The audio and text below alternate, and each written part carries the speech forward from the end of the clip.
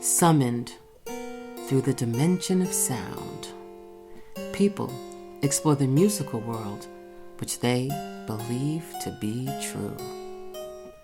But there is a world, unheard by some, that is filled with stories of an unknown reality, a jazz side.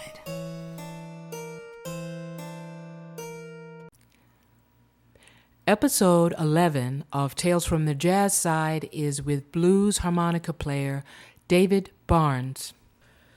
Taking on the job of producing a monthly podcast, writing it, recording it, editing it is a lot of work.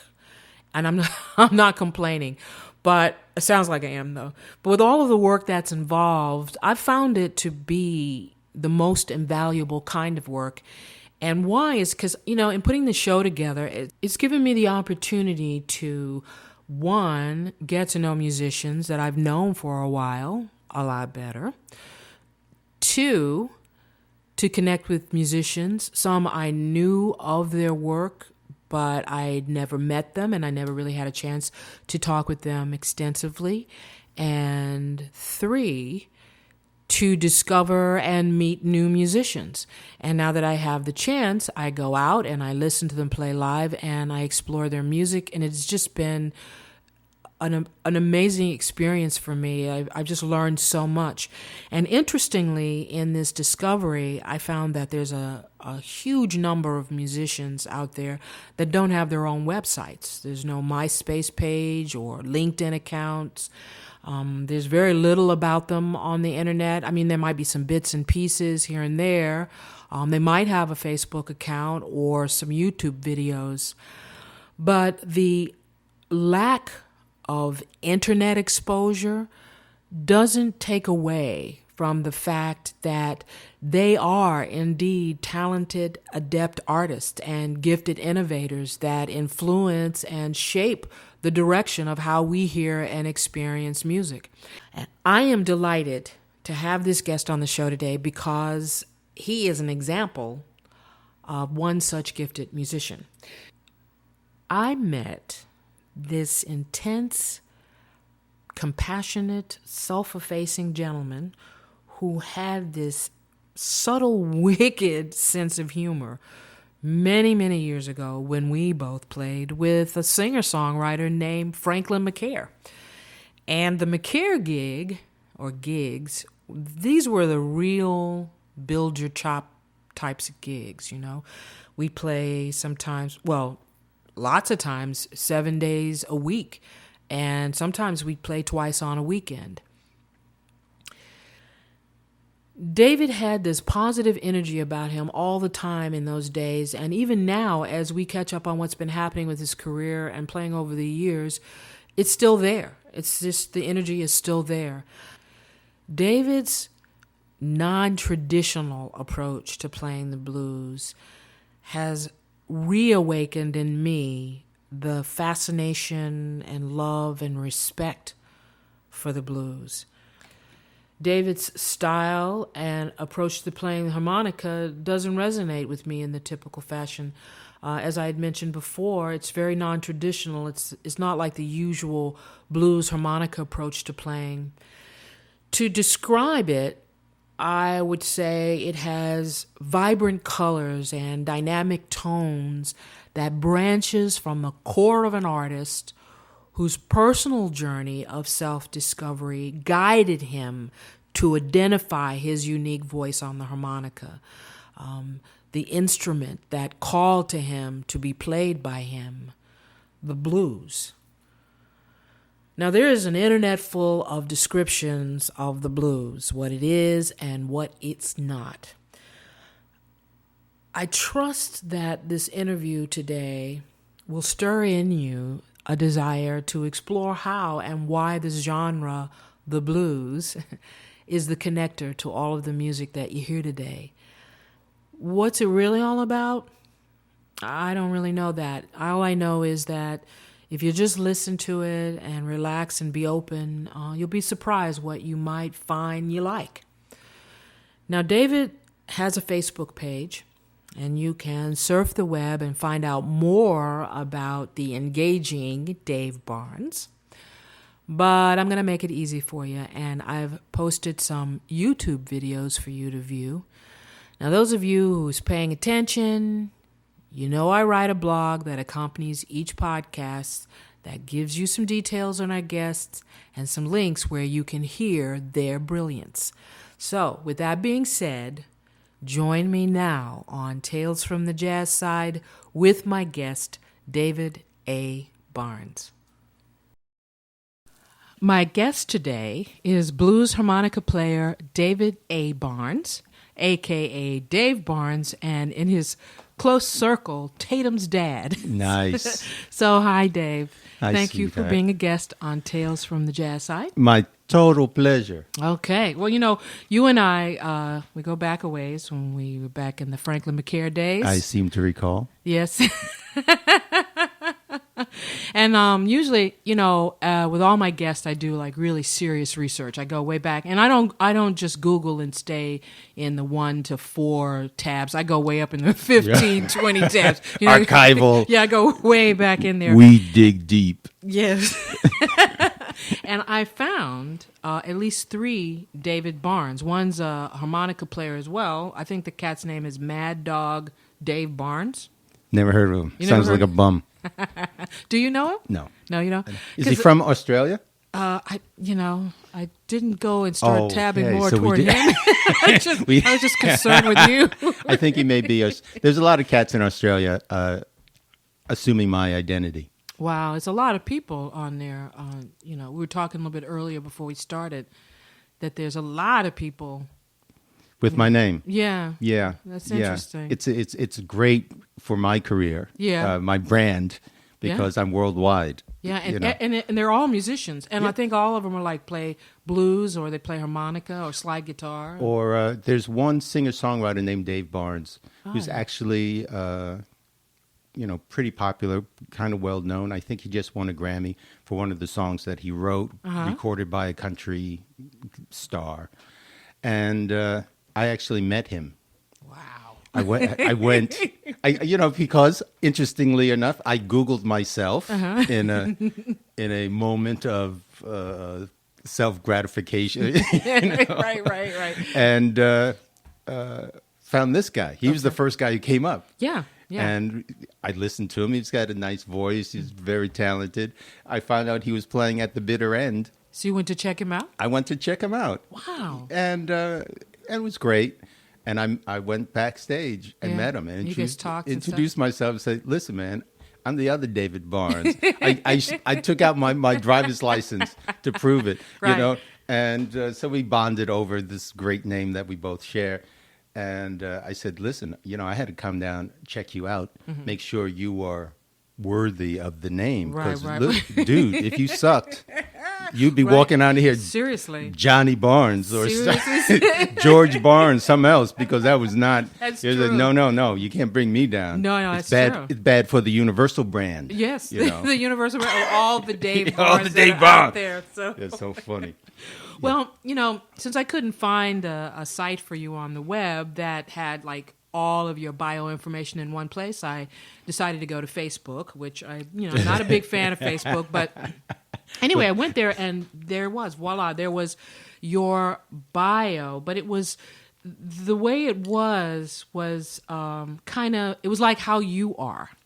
Okay, so it was your bio, but it was in pictures and in videos and in poetry. And Yes. it was really, I learned a lot about you just by going through your Facebook page. And Yet I know- another ringing endorsement for the positive aspect of Facebook. Oh, yeah, ladies and please, gentlemen. please. It's not only a tool for destruction and the appearance of false rumors and lies. It's also where the true facts of just me exist. It's just me. Everyone else is lying. I'm the only guy.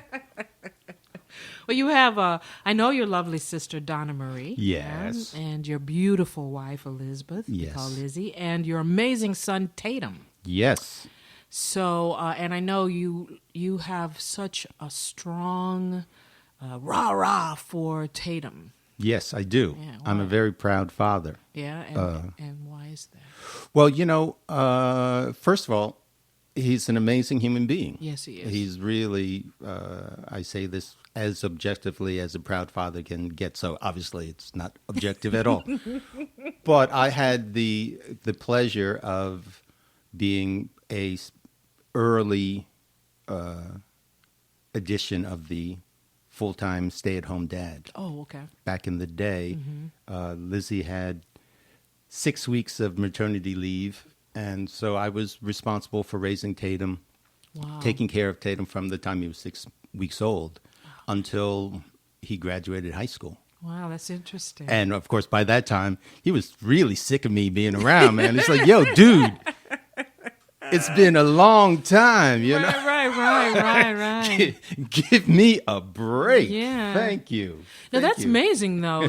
For the father to be the one that raises. We were cutting edge. Yeah. That was pretty good because, Lizzie has an incredible career. Yes, she does. As a psychologist, psychoanalyst. And I was, at the time, I was working as the photo editor for Emerge magazine. Oh, God, I remember that. Which used to be around. That's It was right. our voice in today's world, monthly news, magazine for black people to read and stuff. So I was in the photo game for a few years. That's right. And then we had Tatum.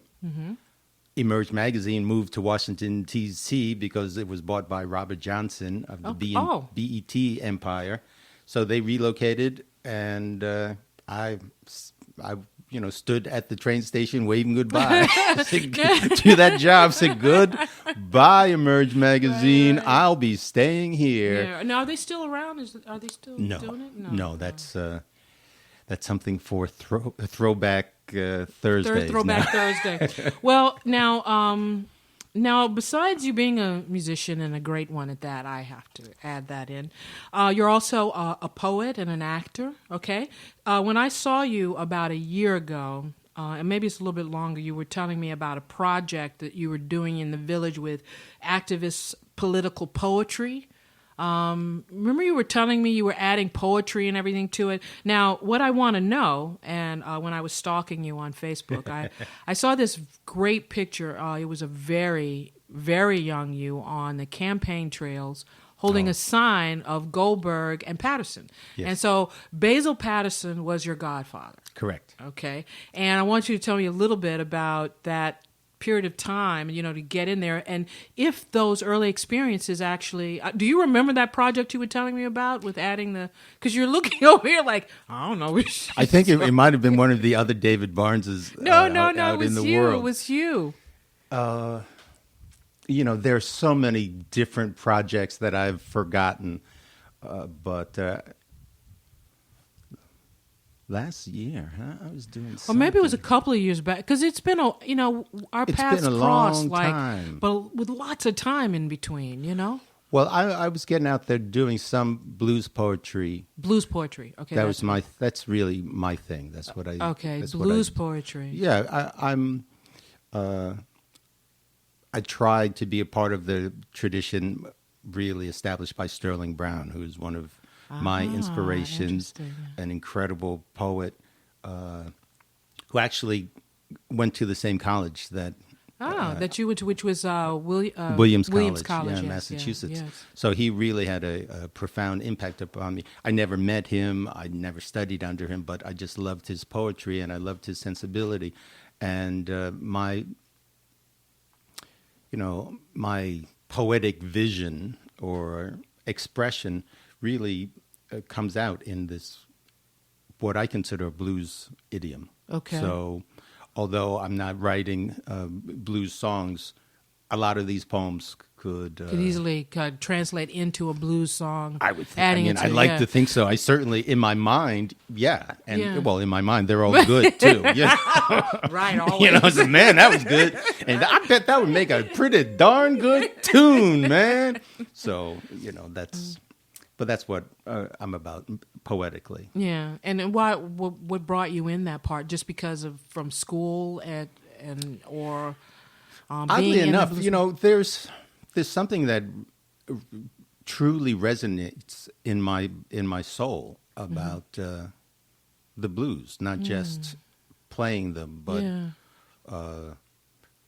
identifying with them to an extent that I don't live them in any real material sense. Right. I'm a very comfortable, fortunate man. I don't have a lot of problems. Okay. Yeah, because you're really chill. I don't have. Besides Michael Franks, you're probably the chillest cat I know. You know what I mean?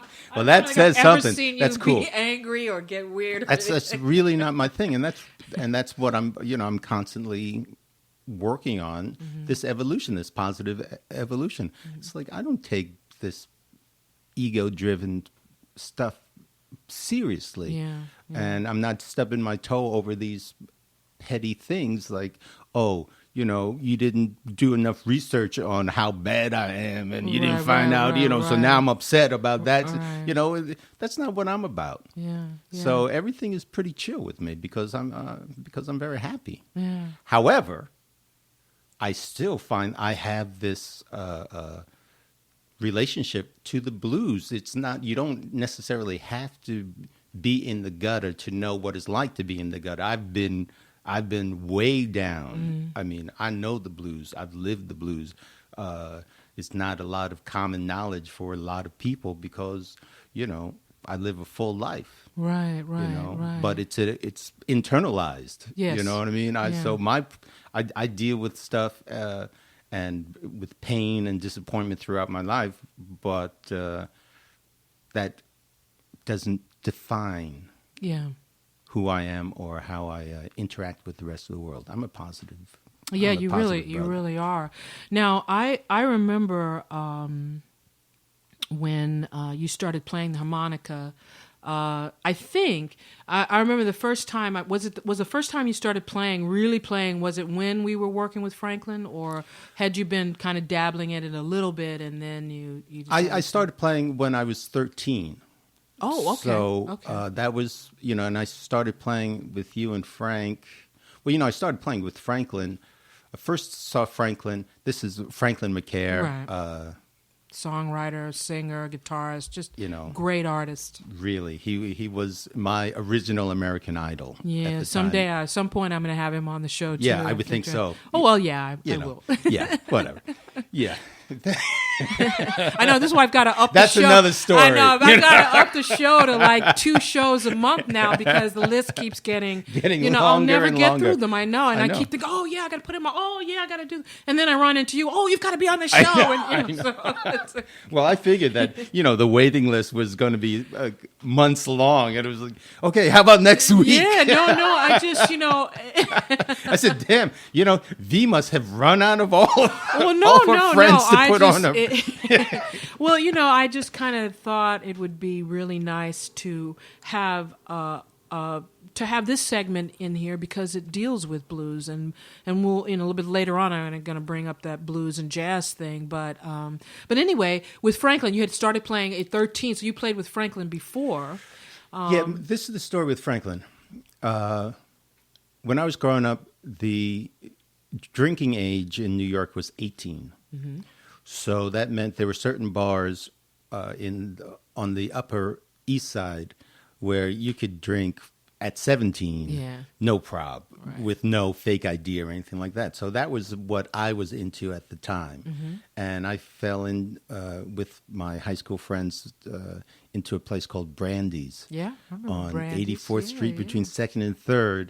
Yeah. And there was this cat playing just vocals and guitar. Mm-hmm. And it was Franklin McCare. And the first time I saw him, I was so blown away by just the amount of talent that this one man had that I said, when I grow up, my ambition is to play with Franklin McCare. Really? I swear. I didn't know that. So I was playing the harmonica for about 4 years. I could get a little wah-wah going. Right. I was still really, no clue, but I had gone from your basic Bob Dylan through Neil Young at that time. Harvest album had just come out, so there was a couple licks that I could do on Heart of Gold. Do do do do do do do. Right.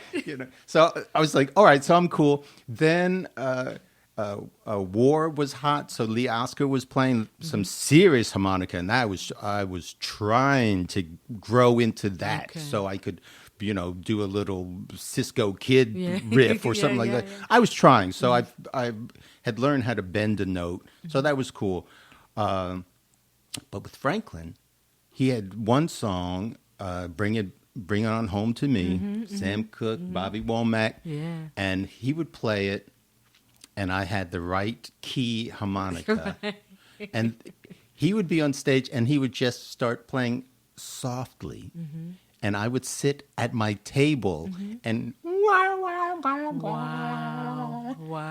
And so that was my huge thrill. And as time went by, my table got closer and closer to the stage. It was like, yo, dude, what's happening? It's like, it's like, it's like red light, green light, 1, 2, 3, and all of a sudden it's like, yo, dude, man, you're getting closer and closer. Next gig, boom, there I. So I was right up there. Wow. And finally, I got on the stage for that one tune, and the story is that he was trying to get me off the stage ever since. Right, no. Because it was like, it was such a great addition. It was such a great addition. It was nice. To it was work. It was good really work. was. Now, I know, sometimes people get confused sometimes when we start talking about blues and jazz, I remember I worked in Tower Records a long time ago, and at some point they made me the blues buyer, okay, because whatever, I don't know why, because I didn't know anything about it. I didn't have a clue. But what I did remember was, first of all, I love the names. They had such great names, but there were also a lot of blind players that were in there. And I just put down a list right here, seriously, of some of there were blind Joe Reynolds. Teddy Darby was blind. Roosevelt Graves was blind. Sonny Terry, who actually Michael Franks worked with, which I didn't realize until Michael told me a long time. Reverend Gary Davis, he was blind. And then the names: Blind Mamie Forehand, Blind Boy Fuller, Blind Willie Johnson, Blind Willie McTell, Blind Blake, Blind Lemon Jefferson. And so I said, well, let me see, why is there, and I was curious, why is there so many blind blues players and gospel players during that time? And so this, I think, is a part of like some of the history lesson that we get in. And this is, I'm sure that some people just said, well, if you were blind, you're sad. So you're gonna, you can't see, you're really sad, so you're gonna play the blues. But that actually, as you're saying, you don't actually have to be sad to play the blues. Right. But at that time, if you you have to be sad to be blind, though. I think initially you have to be sad to be blind. Yeah, I don't know. No, all right, maybe not. I don't know. But in any case, no connection. It was hard to work if you had a handicap, profoundly, especially early in those days. And look, if you were black and blind, yes, oh yeah, well, those are two profound strikes against you. So who said? Somebody, there's some famous quote that will mangle, but it's like, being born black, it's like, what the fuck? Playing the blues is like being black twice or something. Right, right. So born blind and black is like, really it's like you're in a deep hole. Yeah, you seriously. But interestingly enough, at that time, black people only had a certain amount of perceived value, and that was mostly as a source of labor. Right. So if you're blind or some other way handicapped, your worth, your value is non-existent. Yeah. So that means now you are a drain upon whatever local economy or wherever you live or whoever's taking care of you or that type of thing. So they were trying to, as I understand it, one skill that they could provide blind people. It's like, well, at least learn some music. Yeah. And then these cats were going out, doing their thing, playing that music and making a living. Yeah. Look, they couldn't work the fields. Right. So they were making money, so at least people, they were not totally dependent on other people. Exactly. And, there's like out of that, I started doing more research on, well, at the time I was aware of it, but it wasn't as clear to me as it is now. But there was the Delta Blues, which has more harmonica and steel guitar, right? Okay. That's out of the Mississippi, right? Yes. Okay, and then there's a guitar that they talked about, cigar box. Yeah. Have you ever seen one of those? A friend of mine makes them. Wow. Yeah. They take a cigar box. Yeah. No, seriously, right? What you do, you take a cigar box, you cut a hole in it, that's like the sound hole, and then you stick some sort of mop handle or something like that up in there to the other thing, and that'll be like the neck of the guitar, and you take some wire that you take off a fence or something, and you and that's a cigar box. Have you played with somebody playing a cigar box? Nah, I don't know shit about that shit, man. I don't know nothing about that.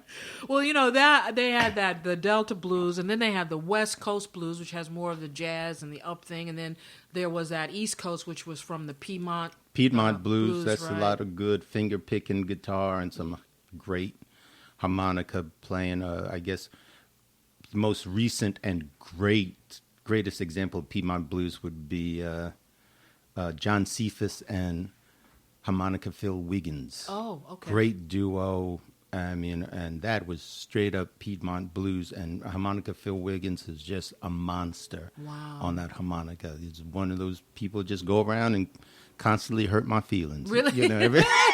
Damn, man. Why you want to be so good? Damn, harmonica. Like, no wonder that you got a guy who's named harmonica Phil Wiggins. Oh well, yeah. It's like, well, okay. They stuck it in the front. It's like, yeah, it's got to mean something. It's like, oh, okay, I guess you good. You really good. Harmonica. There's no doubt about it. Well, the thing though that I find about you and playing the blues harmonica, which I always love your approach to the instrument. And to me, it never, like sometimes when you hear blues cats play the blues harmonica, from the very get-go, they start wailing, start, right. And you construct solos. You find a beginning place in which you started, and you build and you develop. It's very much like a jazz solo improvisation. And that to me is very, very unique. I love that about you. And what I wanted to know is, okay, you were saying that you started playing at 13, and you are basically self-taught, right? Oh, completely. You didn't go to like a harmonica the conservatory. College, right? Except for the years that I spent college. overseas at the conservatory. Play College. blues. Yeah. Well, what... I know you said that you have a strong affinity for blues, but what drew you to wanting to play the harmonica per se for the inside blues? Interesting story. This is the very truth of the matter. Okay, whereas everything else was a lie. Everything. It's like, I will answer your questions, but I will not tell the truth. True story. This is the deal. Back to school shopping with my mom. Mm-hmm. I grew up in the Bronx. Okay. We had a nice groove. Now, I was a good kid growing up, and I'm a good kid now. But I had a deal, like standing deal with my mom. We would go out shopping for like back to school stuff, mm-hmm. and it'd be like, yo, don't drive me crazy. If you're good, at the end of this experience, you get some pistachio nuts. Oh, okay. That's the thing. Okay, which is really big now. Pistachio nuts. It was my fave back in the day. So we would go to Fordham Road in the Bronx, where they had an Alexander's department store. Yep. So that's where we would pick up my new shirts and stuff. And so in this particular day, I was really good. I was cooperative, and we got the stuff. And then, see, the thing is, you go downstairs to the subway. Yes. That's how we got home, right? Yes. And on the final level of Alexander's, there were little shops, and one was a little nut store. And we would go. That's where my mom would get me my little quarter pound of red salted pistachio nuts. You know, your fingers are all man, red. all red. Your lips are red, and you're on you're thirsty afterwards. Salt high. So, man, here I had angel's wings on, and we do all this stuff, and we go down to the nut store, and the nut store was closed. Oh. Yeah, so this was an incredible betrayal of How was that? the universal exactly. the universal deal Yes. that I had with Mom. It's like, yo, Moms, what? Yes. I mean, what does this mean? Yeah. So I was everything like, was out of balance. I could have, at that moment, I could have just turned to a life of crime because, like, all right, later for this being good thing, because guess what? There's no pistachio nuts at the end of that rainbow. You know what I'm saying? I said, so later for that. So it was closed. So my mother did some quick thinking. Next door to the nut store was a tiny little music shop. So she said, well, let's go in here and see if there's something that you want. And that costs about the same amount as a quarter pound of pistachio nuts, which I think was about $3.25. Which was a lot if you at that time. I mean, that's absolutely. A lot, And that's when I got my first harmonica. Really? What key? Do you remember what key it was? I believe it was probably in the key of C. It was a Hohner vest pocket harmonica. So it was only 2.5 inches long. Right. It was a little bad boy. Right. But that was it. Wow. That was it for me. And I would like to say I never ate pistachio nuts again. That's not true. That's not it true. was like, no. Okay. But I took that little harmonica and went into the basement of my house.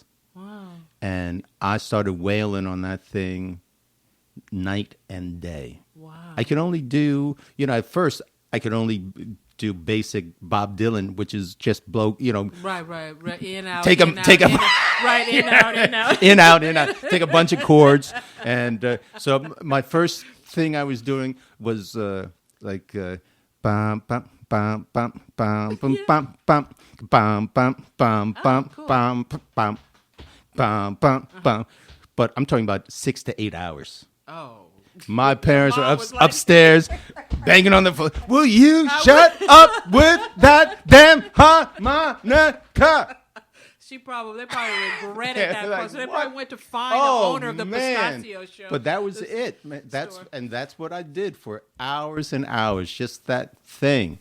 And at that same time, I went to my first live concert with my sister Donna Marie. We went to see John Sebastian. Oh, wow. This was like just after the Lovin' Spoonful Yeah, broke up out, or something like awesome. So he was doing his own solo thing. Right. Right. Wearing the tie-dyed shirts, the tie-dyed pants. And every so often he would break out this harmonica and just wail. And so that's, I said, oh, this is some bad stuff. Right. He had a tune called the Happy Harmonica that was like, at the time, it was the equivalent of juke, right, and whammer jammer to me, because I had no idea that those tunes even existed at the time, right. And just blew me away. And I said, all right, that's another link in the chain, so let me go get on it. Right, it was like fate that led you to that, and in a way, it was like the lining up of the universe. If the pistachio nuts were available, I would never have gotten a harmonica, and then my life would have been. So you owe a lot to the guy who was unable to pay the rent and stay in the place. Or maybe, he might have died that day. Right, I don't maybe know. that's it. Yeah, whatever it is. I don't But know. that circumstances. Well, that's a great story. That's an excellent story. Now, your unique way of playing has put you in the arena with some really heavy hitters. They say we say here in the Yes, blues world. It's very true. James Blood Ulmer. Yes, indeed. Michael Powers, Thomas Dunker. Yes. Michael Hill. Michael Hill's Blues Mob. Yeah, a lot of cats. I play with a lot of really, really interesting cats. Well, some of the names of some of the guys I was trying to, because I know you're on a lot of records. You're on quite a few. Yes, I am indeed. You are. You have, but it's just no. But it's so weird because I'm quite the impressive I had to go. And the best part about it, that and a Metro card gets me a ride on the subway. No, I'm just trying to say that I had to go through all of these things to find out if it was you, the Dave Barnes, or it was another Dave Barnes. And it is very impressive. You play on a lot of CDs, and there's a lot of really great videos of you on YouTube playing. So I do suggest people to check that out because, I always think of artists and musicians and very creative people and how their careers can be, so many people don't really know them per se in that sense, but the music that they play and what they create is this is so powerful that it affects like a whole space. Even though people might not realize it, there's like a whole world of music and art that we never even touch at times because we're either, used to listening to a certain type of music or it's not presented. Right. I mean, is there like a blues radio station that really plays eclectic blues, or is the stations the same as kind of some of the other stations that play, Well, let's put it this way. I've only heard myself play on the radio once. Wow. In my life. And surprisingly enough, it sounded just like listening to, the CD in my car or in my house. Okay. It was like, it's on the radio. Yeah. I expected. I'm from, I'm old enough to, identify with the new artist coming out. You hear your radio, yes. you hear it on the first time, and it's like, oh my I know, God. and you go crazy. You go crazy. You drive around and crank it up. Listen, right, this is me. Yeah. Well, now with technology, it's like, it sounds just like when I listen to, myself. When I listen to the album, on my phone. Right. So the thrill was gone. Yeah, and it's so accessible from all other media, right. Like other network things. It's on iTunes. People can listen to it on. I mean, it's just. There are radio stations that play that aren't over the air, but they're in the internet. That's probably playing you a lot. Yeah, but you don't know. That's certainly. I mean, it is. But somebody's probably playing my tunes right now. Yeah, on some radio station. Well, they should be playing your tune. Now, are you? BGO is the only. Yes, that's right. They have a blues hour. Yeah, WBGO. But I don't get on there very often. I'm gonna have to talk to some people there. Listen, Michael Bourne's an acquaintance of mine. We went down to Barbados, the first Barbados Jazz Festival. Really? Together. Yeah, it was for me. I was still working at Emerge, and it was a little boondoggle. Wow. So Lizzie and I went to Barbados, and Michael Bourne was there. So we hung out for 4 or 5 days. Wow. Have you talked to him since then? Yeah, of course. Yeah. You send him some emails. You stop by in Jersey and go, hey, man, how you doing? I never stop by in Jersey. And then you hold the CD up. I do. I send him a little, yeah. It's like, whatever. That and a Metro card gets me another ride on the subway. He's like, yeah. So, yeah, thanks. Okay. Well, what are you working on right now? July 8th, we're having a CD release of this incredible project. The Thomas Donker Band has a Howlin' Wolf project. Yeah, I was reading about that. And, what is it? What's that? It's called Moanin' at Midnight. And what Thomas has done is he's got an incredible roster of musicians that worked with him. So he decided to take, with respect, take on the great Howlin' Wolf. Wow. And so we're doing 9 9 Wolf tunes, 9 classic Wolf tunes, and 1 original. Okay.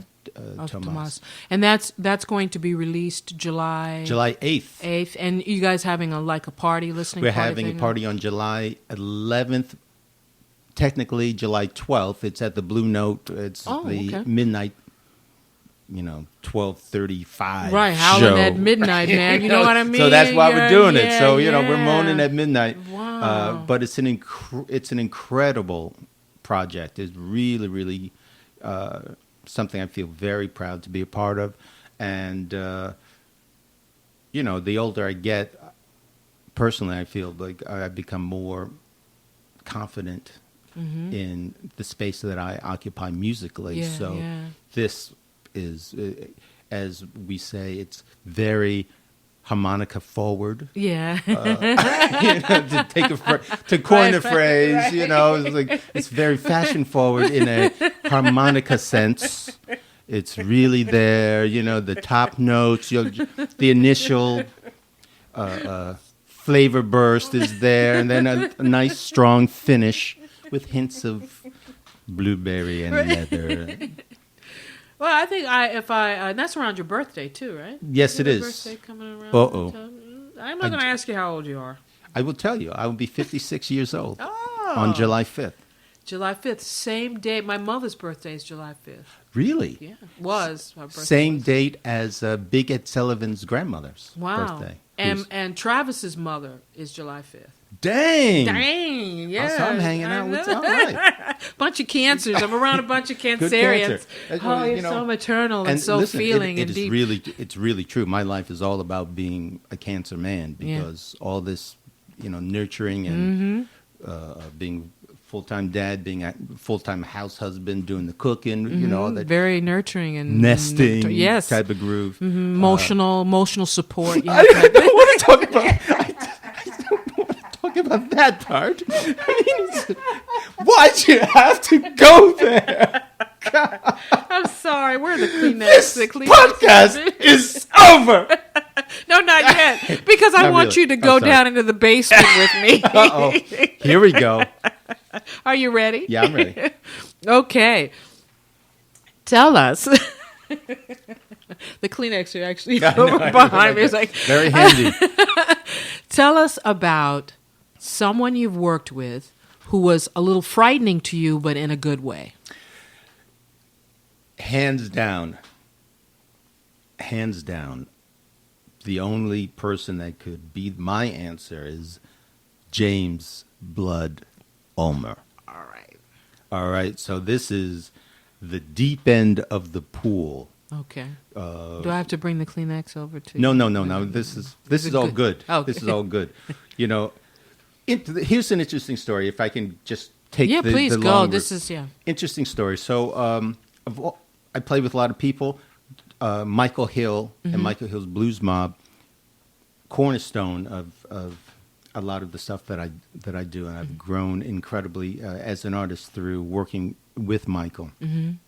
However, interestingly enough, it's through Michael that I met Tomas Danker. It was through Michael that I met Vernon Reid. We were doing, there was a benefit for Hubert Sumlin at B.B. King's called Howlin' for Hubert. This was after he had some medical problems where people were trying to raise some money to help his financial situation.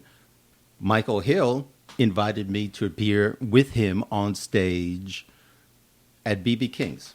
Wow. Which was cool. Right. Play the blues, right? Also on stage at that time, Michael Hill's good friend and, Black Rock Coalition brother, Vernon Reid. Right. Yeah. So that's the first time I met Vernon.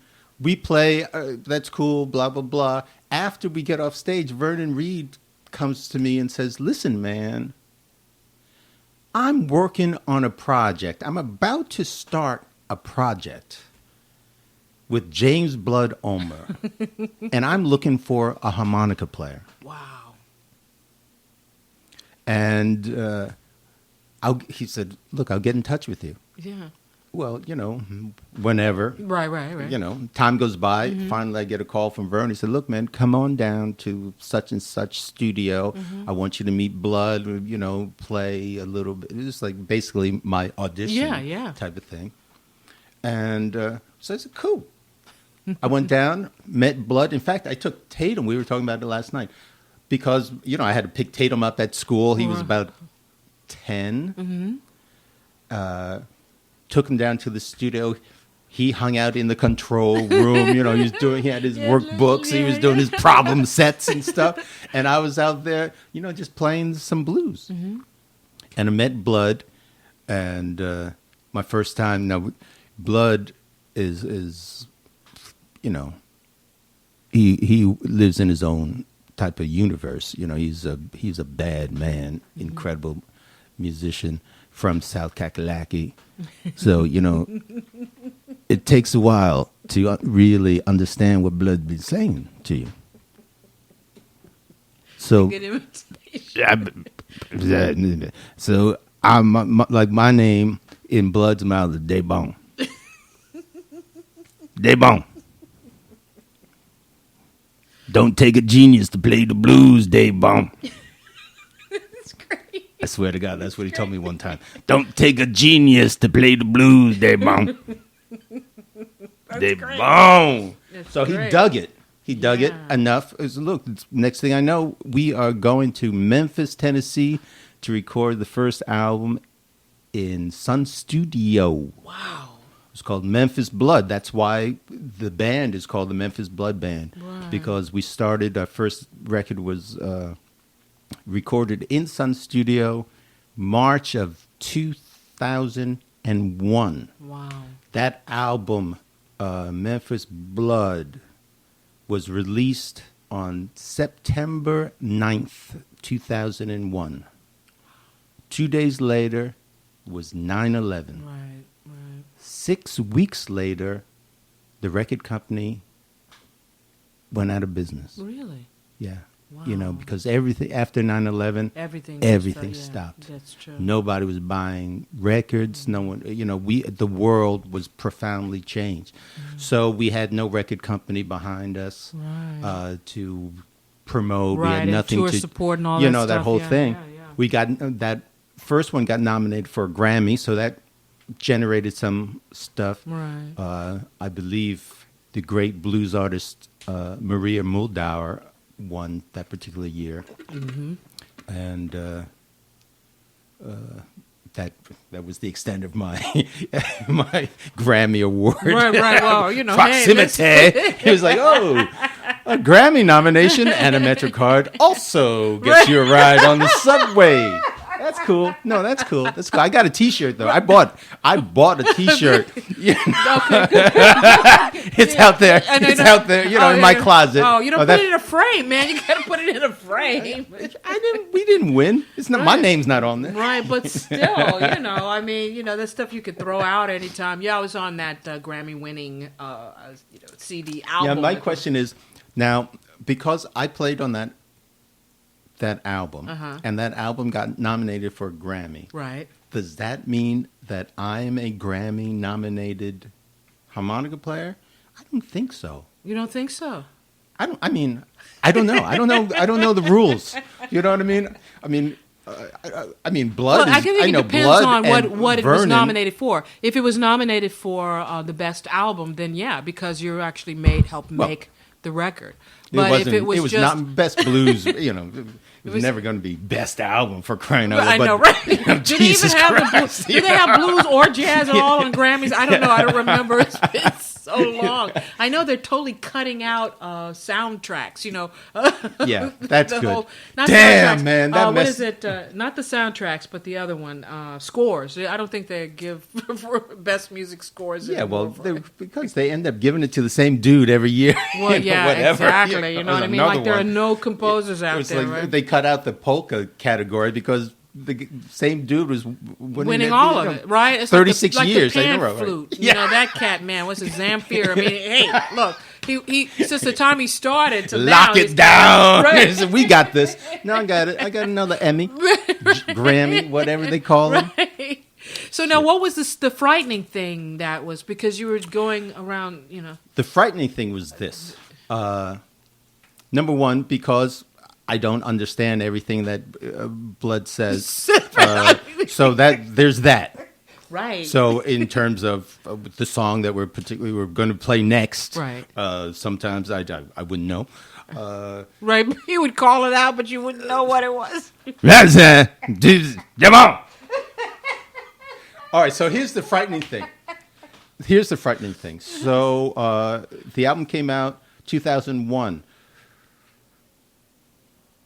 March 2002, Blood takes me and Aubrey Dale, who played drums with Blood for many, many years, and Mark Peterson, great bass player, also played with Blood many, many years, and me go as a quartet to Ann Arbor, Michigan, the Hill Auditorium at U of M to open for B.B. King. Wow.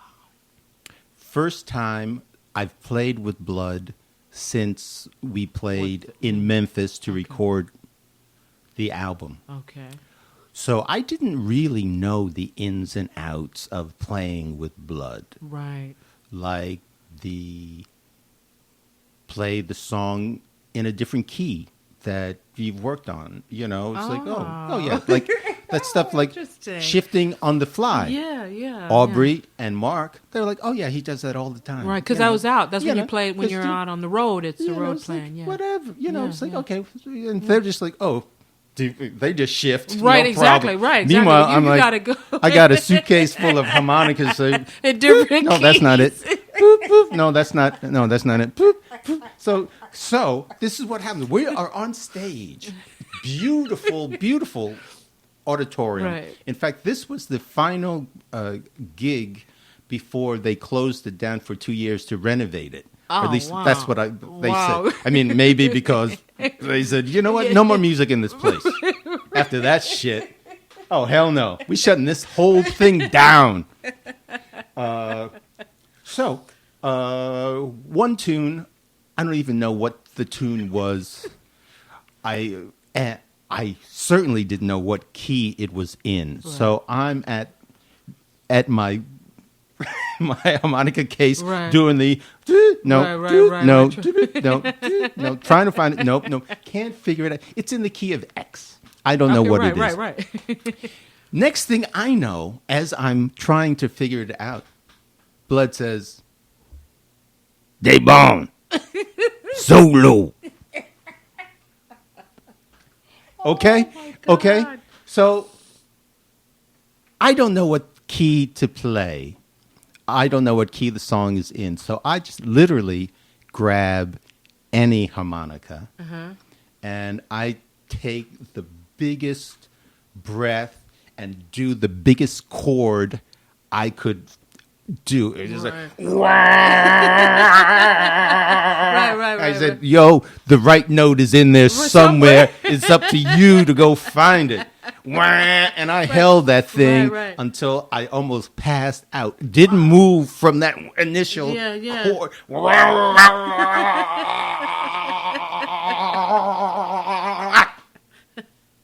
And that's it. And people clapped. They said, "Oh man, that's so deep." Because blood is so out there. It's like, that makes sense to have somebody. Man, he was that in the key of X? I think it was. Right. That's like avant-garde post-jazz or post-blues, avant-garde blues. Yeah. But I was terrified because I mean, that's not the way I really want to. That's not the space I want to occupy. I don't want to occupy that. I don't know what key it's in. I don't know. I was still deep into the fear of the wrong note. Right. At that time. That was 2002, 12 years ago. Right. And now, that's what now I don't care about blood too, right? Yeah. Definitely. Wow. So that was my terrifying, profound moment. In fact, I still wake up So in now a cold that's all. sweat. Now this could also be the answer to the third question. Oh, well, that's the way I intended it. Man, why do you go backwards going forward? Sorry, what? Sorry, go ahead. No. But you included two, so that's good.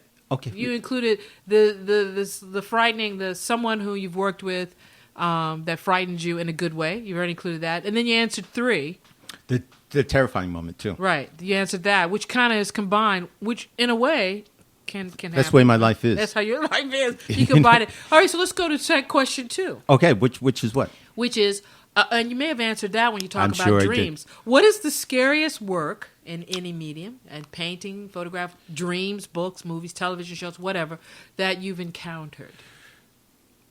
This one is easy, and it has nothing to do with James Blood Ulmer or Michael Hill, or it has nothing to do with music, as it turns out. The most terrifying time was the time I spent trying to be a playwright. I actually, along with the poetry that I was writing, along with the paint, that's my I paint. That's no problem. It was like, I haven't done it in a long time, but I paint in a minute. That was like nothing. I don't, Right. Get the paints out. We're all creative. We smoke. Hello, it's like, okay, I'm gonna paint something. Right. We're feel so no pain. profound when it. Yes. However, I spent a long, time as a young adult trying to become a playwright. Okay. I had written a musical, the book tour musical, when I was in college, and that was very well received. And that was my goal when I came back to New York. Before Lizzie and I got married, I said, before Tatum was born, it's like, all right, I might have to have a job or whatever, but I'm going to try to knock these things out. Yeah. So I'm writing plays. I was writing plays, and then I started studying with people. I am really good at writing the first 8 pages of a play. I would kick ass. First 8 pages, get to page 9, and that was like, oh. That was like the end. Throw me in the toilet. This is bad. I studied with literally some of the best, greatest playwriting teachers in the city of New York. Wow. For years, and I stumped them all. Stumped them all. Really? Can you help me? Sure I can. Judging on these 8 pages, you have great talent. Come on, join my class. Do it. Damn. How about this? Here's my full-length play. Oh, no. Oh, wow. So what do you think it was? What do you think it was my fear. Yes. It was my fear of dealing with the truth, my truth. Oh, interesting. I was clinging too tightly to my truth because, people say write about what you know. Well, I knew a lot of shit that I couldn't feel comfortable writing about. Right. Either because, people were still alive. Right. Or, right. Or people were still alive. Right. Or I was married to people who were still alive and shit. And you couldn't change the name to protect the guilty? The innocent? Apparently not. Because in my attempt to do so, it got into this really sucks. This is profoundly. Now, Lizzie gets upset with me when I start talking about my past work because she she lived with me, yes, and supported me during that period of my life. And she's like, she doesn't like to hear me talk badly about my plays, right, or some of the plays, but they all sucked. Right. They all sucked. I mean, I wrote one.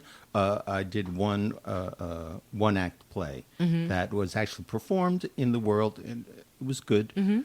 I could do short stuff. Yeah. But that full-length thing where beginning, middle, and end, yes, and that the beginning is good, the middle is interesting, and the end is really, boom, great. Right.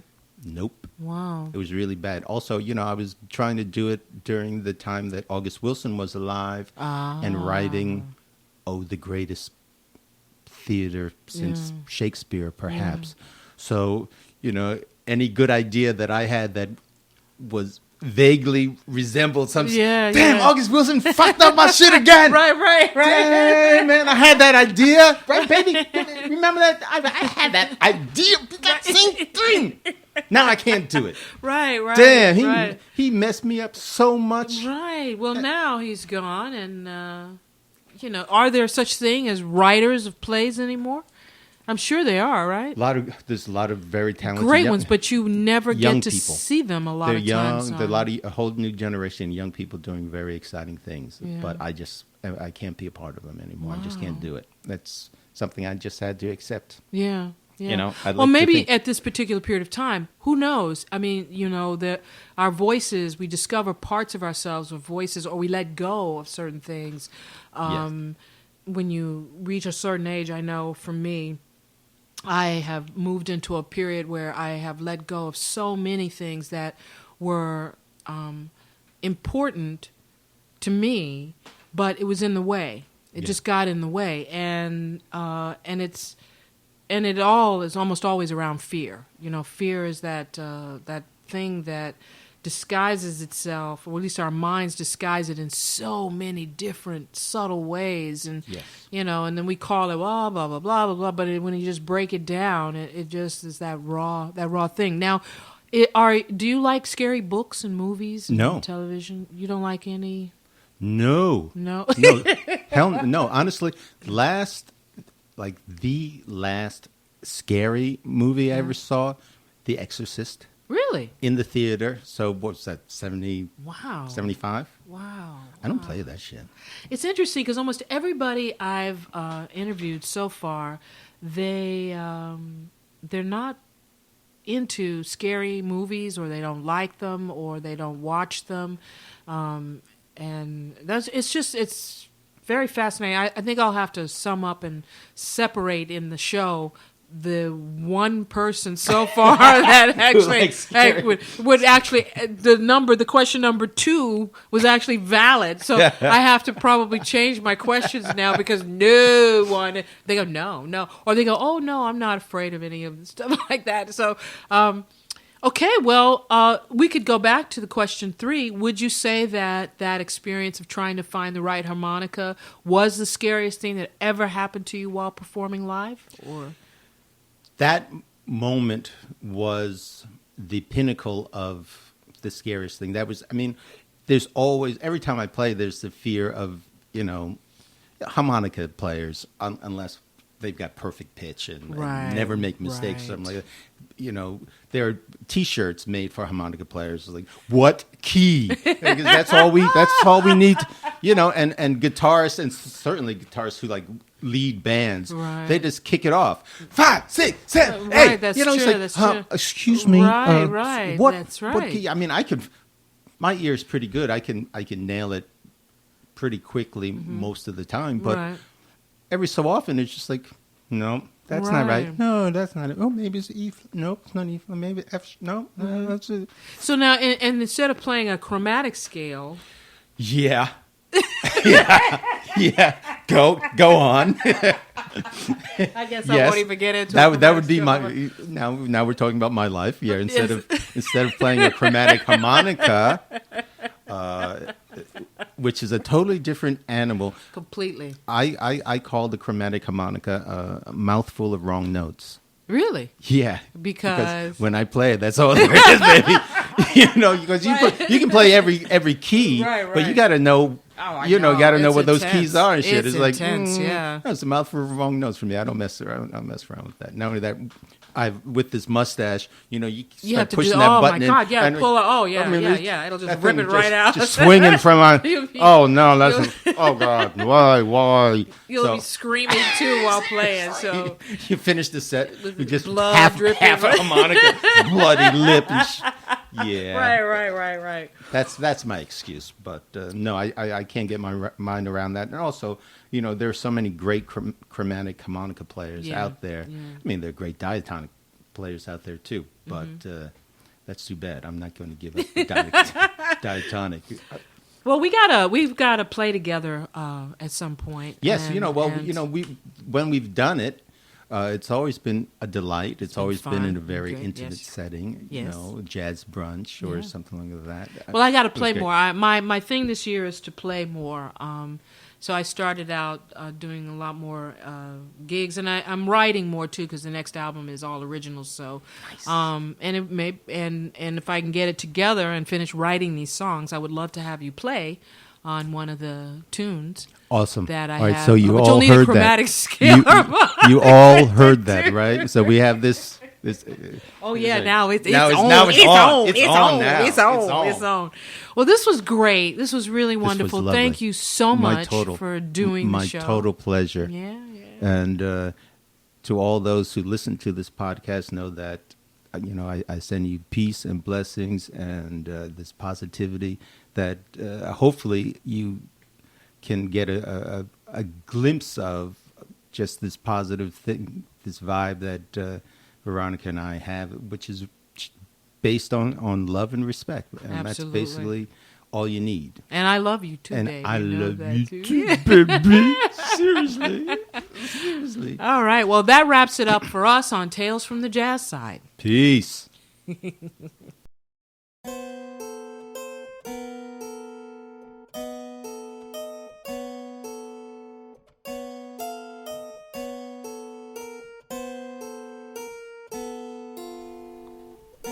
The jazz side is always there, waiting for us to enter and waiting to enter us.